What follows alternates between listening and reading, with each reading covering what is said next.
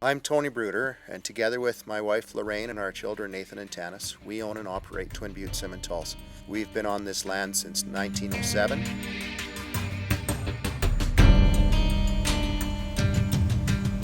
My dad is 91 years old this November, and he's lived his whole life on this place. He never saw a grizzly bear on our land until 1994. Since that time, the grizzly bear population has increased drastically. I'm the chair of the Drywood Yarrow Conservation Partnership. That is a local watershed group. One of the concerns of our watershed is also large carnivores, which has brought us to the Cowboys and Carnivores.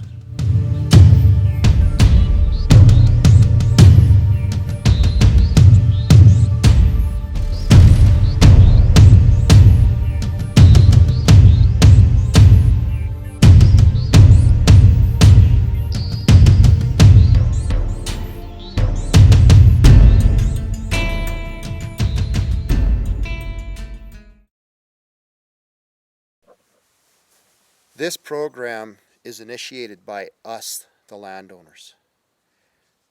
This is one way that we've felt that we can try and combat some of these conflict problems. We feel that through determining exactly where the conflicts and issues are occurring, that we can get the projects on the ground with an end result of bettering our economics through the lack of losses and also increase our safety. My name's Kelly Cooley and I'm the project coordinator with the Cowboys and Carnivores Monitoring Program Initiative. There's three components to the program. There's an actual physical sighting recording process, so there's been a website established where people can log in and record all the details they have of any sighting of a grizzly bear, a black bear, cougar, wolf, everything from the time of day to the actual what happened during the encounter. The second component is a DNA collection process where bears use rub trees to rub their backs, and what's been set up is some barbed wire on these rub trees, hundreds of them actually in the area.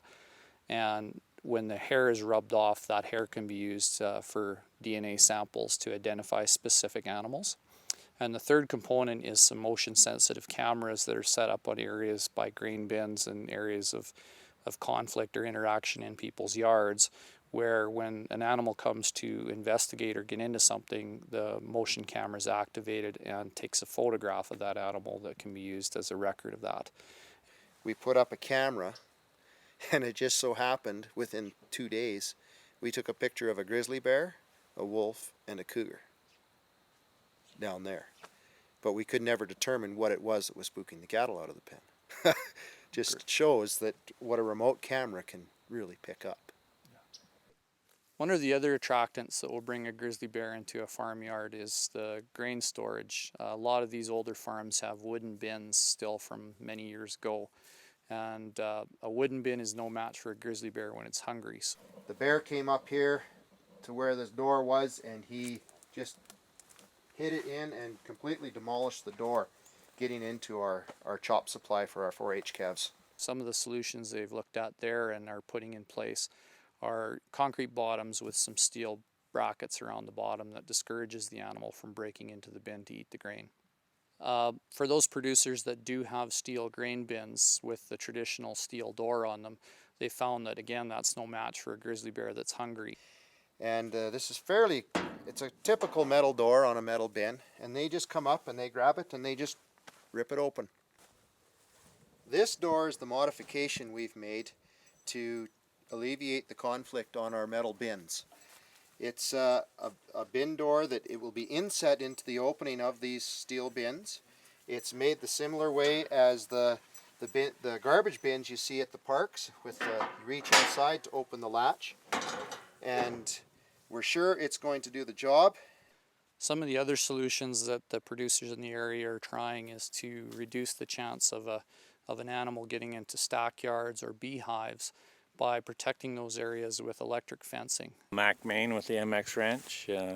We originally fenced this stackyard out for elk And it turned out that some of the fence was not elk-proof. They're able to paw through it and still get into the stack yard and cause lots of damage. So we decided to put a Jurassic Park fence around the whole thing to keep the bears and the elk out. As I'm sure you've heard before, that ranchers were the first environmentalists. We want to take care of our land. And to take care of our land, we have to take care of all the species that are on our land. The really great things about this project is how it's bringing so many different types of groups together. I think the process is driven by producers and the landowners that live in this community, and that's the first positive. But it's been great how we've had support from so many different agencies. Alberta Sustainable Resource Development has been great in terms of technical support and funding.